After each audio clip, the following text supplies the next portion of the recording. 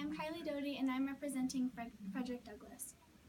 Civil rights was the forefront of Frederick Douglass's contribution to humanity.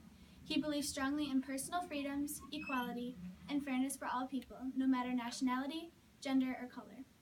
Douglass was personally very familiar with personal freedom, being that he escaped slavery after 2 failed attempts in order to create a life for himself where he didn't have to hide and where he could change the world.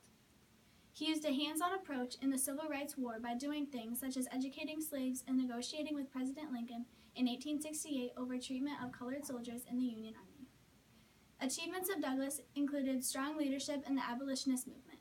His memoir, The Life of Frederick Douglass, details his personal struggles of growing up enslaved, and in doing so played a huge part in aiding the abolitionist movement and gaining public support. He also established an influential anti-slavery newspaper called the North Star. These achievements played a huge role in the passing of the 13th Amendment. Also, Douglass's political knowledge led him to advise presidents, become the first black man to hold a high-ranking job in the government as a U.S. Marshal and the U.S. Minister to Haiti in 1889, as well as the only African-American man to attend the Seneca Falls Convention in support of women's rights. As an author, government official, journalist, and civil rights activist, Frederick Douglass redefined the American hero by making a difference in the world through the people around him.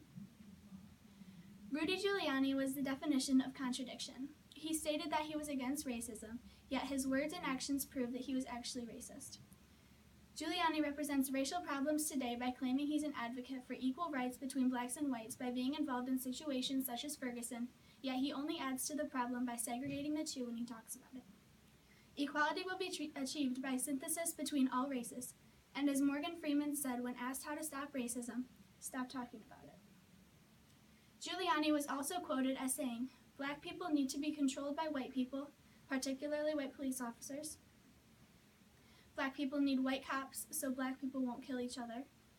And if law enforcement means brutalizing minorities and sometimes shooting them, then so be it."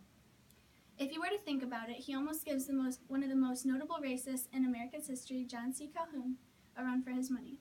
No pun intended. Giuliani also had multiple mob ties, known especially through his father, who spent time in prison for this exact reason. Later, it became known that Giuliani raised the majority of his funds to run for political office through his mob ties. Therefore, being that he is in favor of mob ties and the money it brought forth, he was also in favor of limiting personal rights of others because that's what mobs do through force and violence. In addition, Giuliani formulated the broken glass theory, in which he sought to eliminate minor crime. At first, the idea sounds good, but his execution included blaming minorities, especially blacks, for crime. Ultimately, the theory failed miserably. What else would you expect from a man who called himself the savior of New York, and whose whole career was formed from fabrication of 9/11?